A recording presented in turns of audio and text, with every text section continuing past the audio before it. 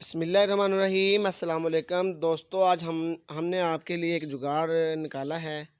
तो दोस्तों, अगर आपकी मोटर का भी बोर इसी तरह टूट जाए जिस तरह हमारी मोटर का टूट गया था, ये पाइप टूट गया था तो ये बिल्कुल नीचे ज़मीन में चला गया था। तो ये हमें हल्का हल्का सा नज़र आ रहा था कि ये तकरीबन हमारा बोर हमारे सामने मौजूद है, मगर हम इसे निकालना चाहते थे, ये किसी तरीके से भी बाहर नहीं आ रहा था। तो इसके लिए हमने एक जुगाड़ बनाया। हमने पहले तारों वगैरह का इस्तेमाल किया कि शायद निकल जाए, मगर तार वगैरह से हम बिल्कुल नाकाम रहे। तो हमने एक, ये देख रहे हैं, हमने एक डंडा लिया है, ये बांस का एक डंडा है। तो हमने ये तकरीबन, ये हमारा 15 से 16 फुट का लंबा था और इतनी गहराई में हमारा तकरीबन ये जो पाइप है ज़मीन के अंदर चला गया था। हमने इस डंडे को इस पाइप के मुताबिक देखा कि हमारा पाइप कितना मोटा है। तो पहले हमने इस डंडे को इस तरह डाला, मगर हमारा जो डंडा है ये इसमें नहीं गया। फिर हमने अपने डंडे की कुल्हाड़ी के साथ छिलाई की।